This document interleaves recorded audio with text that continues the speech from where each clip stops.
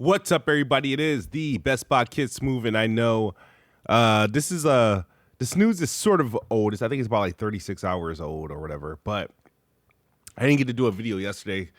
I think by the time it went like live, I think I was driving to work or whatever. But Grand Theft Auto 6, unsurprisingly, is delayed to May 26, 2026. You know, this is the year that the industry has been riding on. The year that every publisher was ducking. They didn't want to announce games. They want to delay games. They want to push it up. They were like, carefully trying to select release dates so they can avoid the monstrosity that is Grand Theft Auto 6.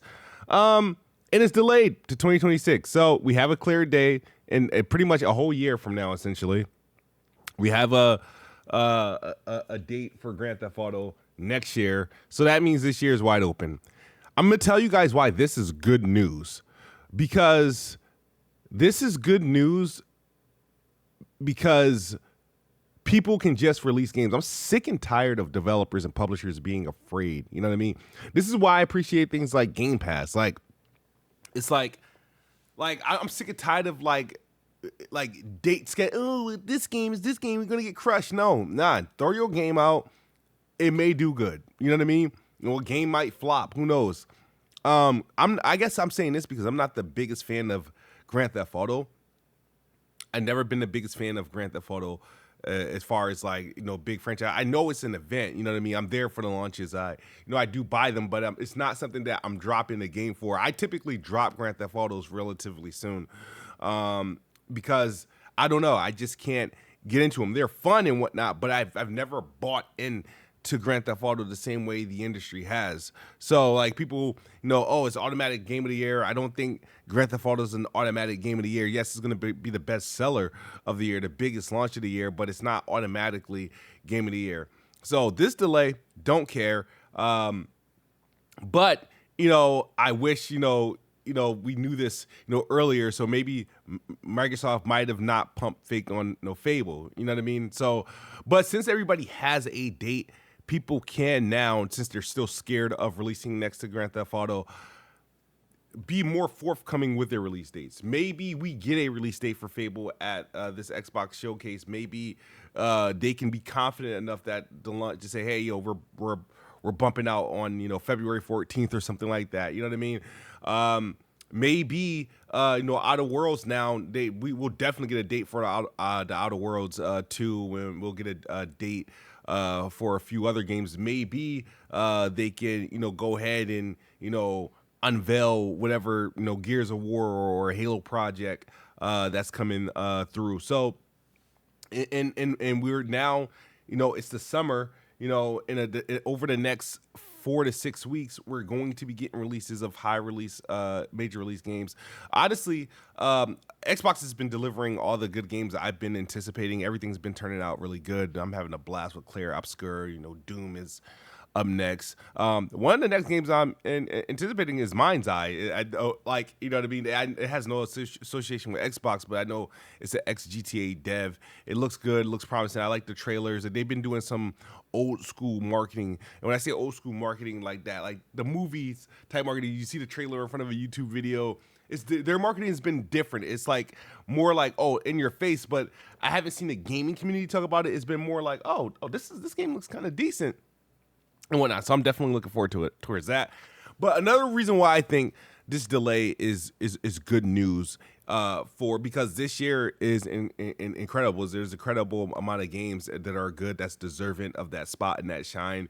Maybe, these games such as Claire Obscur's Expedition 33, I think it's the clear cut, game of the year. Definitely, more games will get their nominees due. They're going to throw a Nintendo game in there, but Claire Obscur got it. Maybe some games will get a respect. Maybe some games will get some time that people were brushing off.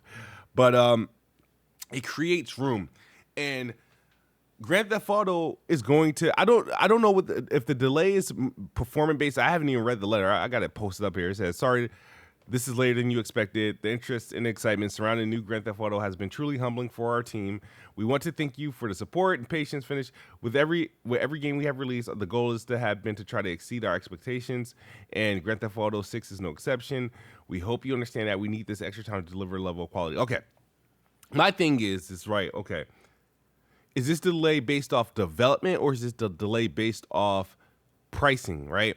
Because obviously Xbox dropped a bomb saying that they're gonna be some of their games are gonna be $80, and they I think raised their console prices by like $100 or whatever. So Xbox is relatively expensive at this point. And then with game, the thing is this a situation where they said, hey, Grand Theft Auto, by the time that it's coming out in this tariff climate, it's probably going to be $100 game.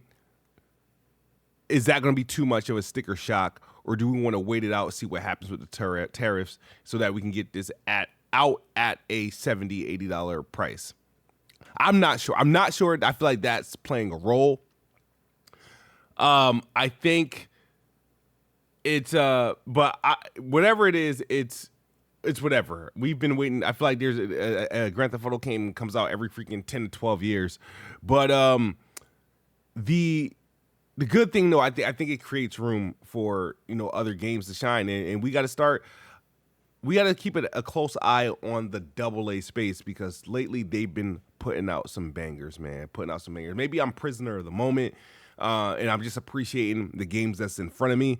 I've had some good experiences to start this year as far as in terms of video games between Avowed and South of Midnight, Clear Obscure. Indiana Jones late last year was amazing. There's just been a lot of decent games. I know Split Fiction's been doing its thing, and I feel like that's not it. There's going to be more of those hits from developers that we just been sort of just overlooking because they're not Grand Theft Auto and whatnot. So but yeah, man, to me, I don't mind it, man. It's good news. It's good news for the developers that are working, that have games coming out this year. It's good news for the people that release games this year, and it creates a fresh breath of fresh air. I feel like a new IP, a new game is going to have its crowning moment this year. But man, the gaming industry, man, it's a bit cooked in terms of cost. As a hobby, people got to be very selective and very careful as far as how they want to consume games, being that it's becoming and expensive, and gaming is not an essential thing. So it's like, you know what I mean? I'm not gonna front. I'm not spending $80 on any game. I don't care who it is. You know what I mean? I'm not spending $80 per game. And again, that's why I said Game Pass has been clutch. It's just been the ideal way, and I don't mind. You know what I mean? So if you shame me for that, go ahead and shame me. But I'm gonna go and get my haircut because I'm looking a little rough. It's Saturday. My birthday is gonna be soon. I want to look right for that. And but I'll see you guys on the next video, man. I got some updates, some of the things that I'm working on. Shout out to Weapon Will, BG, Jack Move, everyone, man. You guys have a blessed day. As always, guys, Xbox is the best box. I am the best bot. Good night or good morning if you're on the inside the globe. I only really say that because I think I'm still the best bot, but peace.